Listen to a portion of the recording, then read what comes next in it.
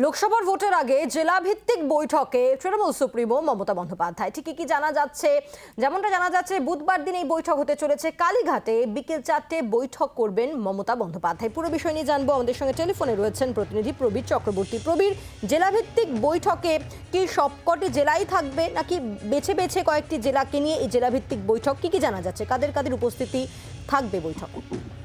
দেখো, লোকসভা নির্বাচনের আগে মমতা বন্দ্যোপাধ্যায় তৃণমূল কংগ্রেসের সুপ্রিমো তিনি জেলা ধরে ধরে বৈঠক শুরু করছেন এবং আগামী বুধবার বিকাল 4টার সময় পশ্চিম মেদিনীপুর জেলাকে ডেকেছেন মমতা বন্দ্যোপাধ্যায়। সূত্রের খবর এটাই আমরা জানতে পারছি যে পশ্চিম মেদিনীপুর জেলার যারা বিভিন্ন সংগঠনের দায়িত্বে রয়েছেন, জেলার সভাপতি থেকে শুরু করে বিভিন্ন সংগঠনের দায়িত্বে যারা রয়েছেন, শাখা সংগঠন থেকে শুরু করে সবাইকে বিকাল 4টার সময় বৈঠকে ডেকেছেন মমতা বন্দ্যোপাধ্যায় বুধবার দিন এবং জেলা ধরে ধরে বৈঠক শুরু করছেন মমতা বন্দ্যোপাধ্যায়। লোকসভা নির্বাচন তৃণমূল কংগ্রেসের কাছে অত্যন্ত, শুধু তৃণমূল কংগ্রেস নয়, সবাইকে সমস্ত রাজনৈতিক দলের কাছে একটা বড় বিষয় এবং দলকে সাংগঠনিকভাবে শক্তিশালী করতে মমতা বন্দ্যোপাধ্যায় একদিকে যেমন কর্মী সভা শুরু করেছেন, জেলায় নিজে যাচ্ছেন, কর্মী সভা করছেন। উত্তর 24 পরগনা জেলার ইতিমধ্যে কর্মী সভা করে ফেলেছেন মমতা বন্দ্যোপাধ্যায়।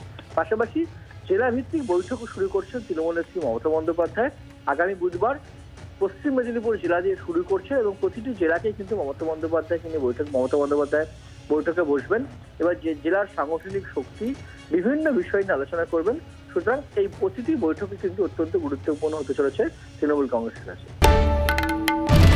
বাংলার আওয়াজ, বাঙালির আবেগ, জি 24 ঘন্টা।